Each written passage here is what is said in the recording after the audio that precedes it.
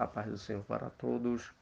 Vamos fazer um comentário da nossa lição de número 11, o sacerdócio de Cristo e o sacerdócio levítico.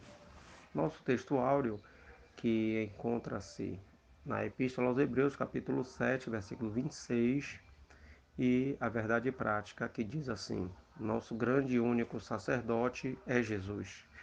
Ele intercede eficazmente em nosso favor diante do Pai.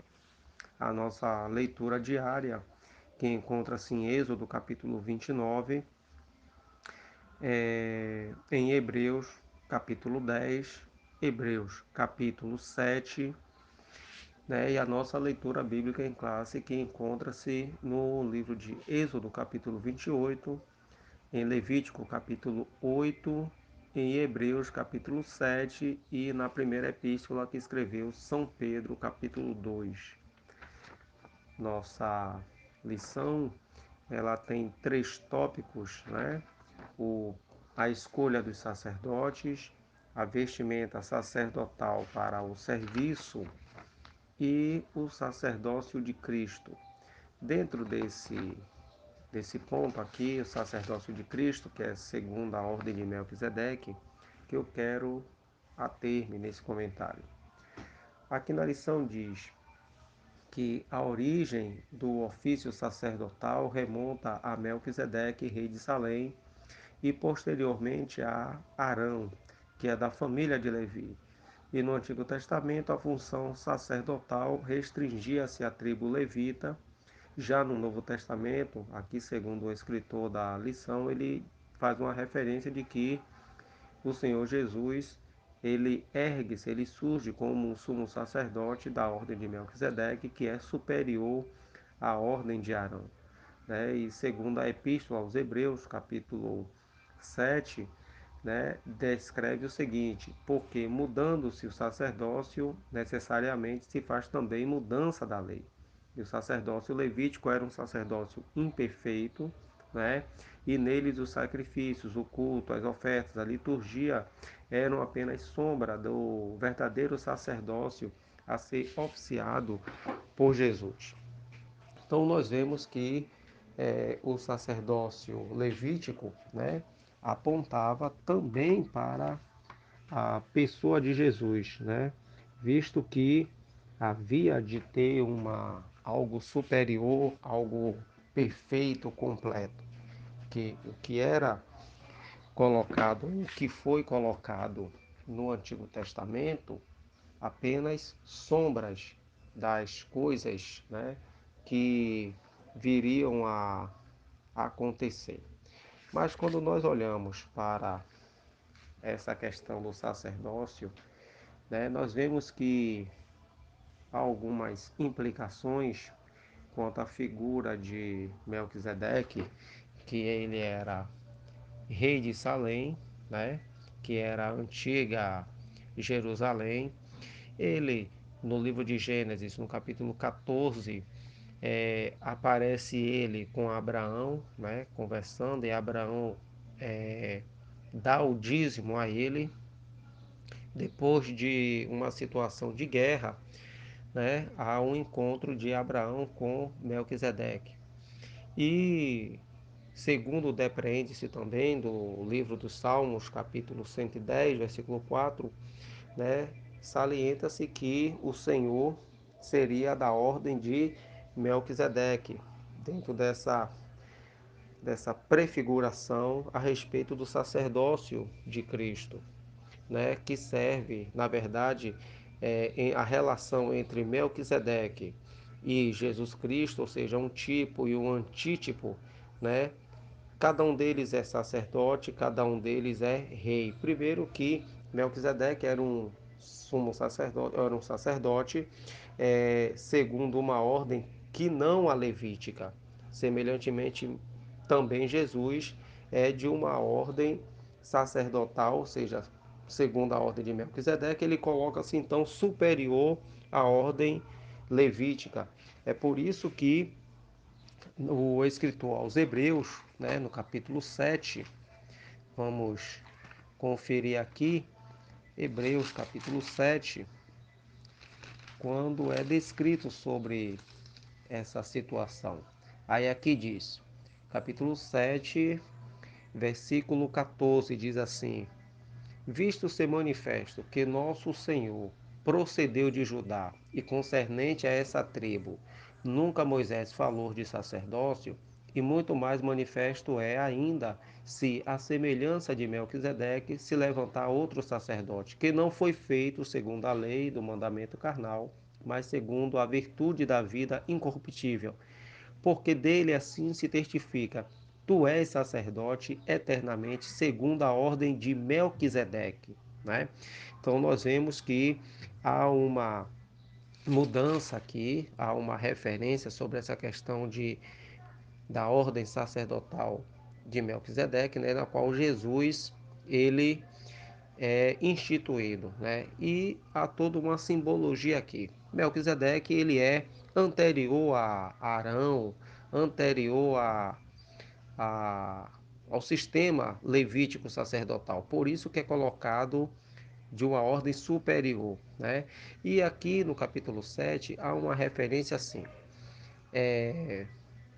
a quem também Abraão deu o dízimo de tudo, e primeiramente é, por interpretação, rei de justiça e também rei de Salém, que é rei de paz. Nós vemos que, assim como Melquisedeque é rei, né, de justiça e de paz, também se faz referência a Jesus como sendo um rei de justiça, rei de paz, como podemos comprovar no livro de Isaías, né, e também no livro do profeta Jeremias. E aqui, continuando, sem pai, sem mãe, sem genealogia, não tendo princípio de dias nem fim de vida, mas sendo feito semelhante ao Filho de Deus, permanece sacerdote para sempre. Nós temos aqui que fazer umas observações. Primeiro, Melquisedeque, contemporâneo de Abraão, foi rei de Salém, sacerdote de Deus, né? Abraão lhe pagou dízimos e foi por ele abençoado. Aqui a Bíblia o tem como uma prefiguração de Jesus, né? Que é tanto sacerdote como também rei. O sacerdócio de Jesus é segundo a ordem de Melquisedeque, o que significa que Jesus é anterior a Abraão e também anterior a Levi e aos sacerdotes levíticos e maior do que todos eles, né? Já inclui essa ilustração, essa colocação, porque nós temos que ver que muitos fatos relacionados no Antigo Testamento, né, faz uma ilustração a Jesus, aponta para Jesus. Por exemplo, a pedra, a rocha que saiu água, né? O texto em Coríntios fala que a rocha era Cristo. A serpente de metal que foi estendida no deserto, Jesus faz referência a essa serpente como sendo ele, uma prefiguração dele, né? Um antítipo. O maná que caiu do céu, também Jesus faz essa colocação. Então nós vemos que, por que toda essa ilustração? Basta lembrarmos no capítulo 24 do Evangelho de São Lucas, quando Jesus, falando a dois discípulos, ele explicou e interpretou dele mesmo o que se achava no livro da lei, dos profetas e dos salmos. E aqui diz: sem pai e sem mãe, ou sem genealogia. Isso aqui não significa que Melquisedeque literalmente não tivesse pais ou nem parentes, nem que era anjo. Significa tão somente que as escrituras não registram a sua genealogia, não diz nada a respeito do seu começo, do seu fim, ou seja, não dá pormenores, né, da sua vida terrena. Apenas diz que ele era rei e sacerdote. E por isso ele vai servir como um tipo de Cristo eterno, cujo sacerdócio nunca terminará. Então nós vemos que, por exemplo, alguns tentam questionar essa verdade, né, até histórica da pessoa de Melquisedeque e afirmando o seguinte, que se Melquisedeque foi uma pessoa real ou apenas uma pessoa fictícia. Mas com base na Epístola aos Hebreus, no capítulo 7, nós temos visto que, primeiro, Melquisedeque não era um anjo ou uma encarnação de Jesus lá no Antigo Testamento. Por que isso? Porque existe um vocábulo grego aqui na Epístola aos Hebreus, no capítulo 7, no versículo 3, quando diz assim: sendo feito semelhante ao Filho de Deus, né, permanece sacerdote para sempre.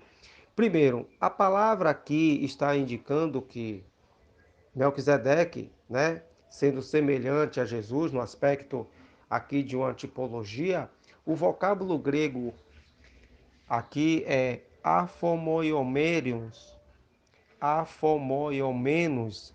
Ele indica o seguinte: primeiro, ele está no particípio presente, né? O que significa uma tradução como tornar similar ou semelhante. Então, isto aqui sugere que, como é feita uma comparação entre duas pessoas, ou seja, no caso, Melquisedeque e Jesus, então é, Melquisedeque não pode ser um Cristo pré-encarnado, porque ele não poderia ser semelhante a ele mesmo. Então, nós vemos que o entendimento desse vocábulo grego, né, que nos mostra uma, uma explicação de que Melquisedeque é uma pessoa e Jesus é outra pessoa, né? Afomoiomenos, esse vocábulo grego que significa tornar similar ou semelhante. Como havia toda aquela situação em referentes a Melquisedeque no Antigo Testamento como sendo rei de Salém, rei de paz, um sacerdócio anterior ao sacerdócio levítico, então não há referências da sua vida particular, da sua mãe, do seu pai, nenhuma referência genealógica, então o escritor aos Hebreus, sabiamente e inspirado pelo Espírito Santo, tomou essa pessoa de Melquisedeque e aplicou à pessoa de Jesus, fazendo um antítipo. Por quê? Porque sabemos que Jesus é Deus, sendo Deus, ele é eterno. E como havia as promessas, né, a profecia dos Salmos de número 110, de que tu és o sacerdote segundo a ordem de Melquisedeque, ou seja, Jesus tornando-se um sumo sacerdote, né, tomando um sacerdócio superior ao de Levi, ou seja, que foi instituído depois de Melquisedeque. Logo, o sacerdócio de Jesus torna-se superior e, havendo essa mudança de sacerdócio, também havia necessidade da mudança da lei. Por isso que a lei, todos os rituais, toda aquela situação é impotente para salvar o homem, apenas condicionava o homem a uma posição, mas que direcionava também para Jesus, pois o livro de Romanos, capítulo 10, versículo 4, nos diz o seguinte, que o fim da lei é Cristo. Então, Jesus se no Antigo Testamento os sacerdotes, né, eram homens fracos e débeis, imperfeitos e que antes de apresentar-se diante de Deus para fazer o sacrifício pelo povo, também faria por si mesmo. Assim também Jesus, ele ofereceu-se a Deus uma única vez numa obra expiatória, sacrificial perfeita e soberana e realizou toda a obra perfeitamente, no qual não cobre os pecados e sim tira os pecados do homem. Então Jesus, ele é o que? O sumo sacerdote perfeito, no qual nós temos a aproximação com Deus mediante a Jesus. Visto que também, em referência ao versículo 3 do capítulo 7 de Hebreus, que fala que sem pai, sem mãe, sem genealogia, também nós temos aqui um contraste entre o sacerdócio levítico e o de Melquisedeque. Por quê? O sacerdócio levítico dependia de uma genealogia para ser legitimado. Ou seja, quem não fosse da tribo de Levi não podia oficiar como sacerdote. E o escritor aos Hebreus ele vai mostrar o quê? Que Pois assim como o sacerdócio de Melquisedeque não dependia de genealogia para mostrar sua legitimidade sacerdotal, da mesma forma o sacerdócio de Cristo era também legítimo por pertencer a uma ordem superior, que é a ordem de Melquisedeque. É nesse aspecto que lá no livro dos Salmos vai estar descrito assim que Deus, né, o torna sacerdote segundo a ordem de Melquisedeque, uma ordem superior, uma ordem perfeita. E aí nós vemos que a palavra perfeição, do grego teleiosis, né, que é usado pelo escritor, aqui no versículo 11 do capítulo 7 de Hebreus, quer dizer também o seguinte: um alvo a ser atingido. Então, nesse contexto, ela é usada para se referir ao relacionamento com Deus, que nem a lei e nem o sistema sacerdotal do Antigo Testamento puderam resolver o problema da culpa, né, e de produzir um perdão para que a santidade de Deus fosse exposta, ou seja, a santidade de Deus exigia o quê?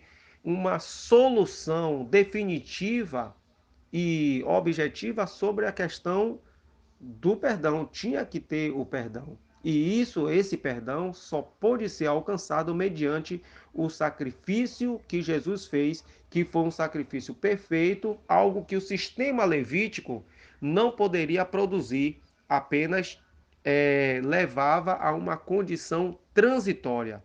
Por isso que há todo esse contexto no capítulo 7 falando da mudança do sacerdócio. E nós vemos que ele vai destacar que, mudando-se o sacerdócio, necessariamente se faz também uma mudança da lei. Então, o Espírito Santo, que já havia falado pela boca de Davi que seria levantado um sumo sacerdote de uma outra ordem, a ordem de Melquisedeque, né, como vimos no Salmo 110, então, se essa nova ordem se instauraria, consequentemente a antiga passaria. Então, essa profecia, quando cumprida, ela foi objetiva na pessoa de Jesus, que quando Jesus torna então, ele é o cumprimento dessa profecia, então a outro sistema torna-se obsoleto. Então, a lei mosaica e o sacerdócio levítico não tem não é algo definitivo, tem apenas um caráter transitório, pois somente em Jesus, o nosso sumo sacerdote, é que nós temos um caráter definitivo e eterno. Vamos conferir isso aqui no capítulo 4, no versículo 16, que diz assim: cheguemos, pois, com confiança ao trono da graça, para que possamos alcançar misericórdia e achar graça, a fim de sermos ajudados em tempo oportuno. Né? Então, através de Jesus, que se compadece de nossas fraquezas, podemos chegar com confiança ao trono celestial, sabendo que as nossas orações e as nossas petições são bem acolhidas e ouvidas. Né?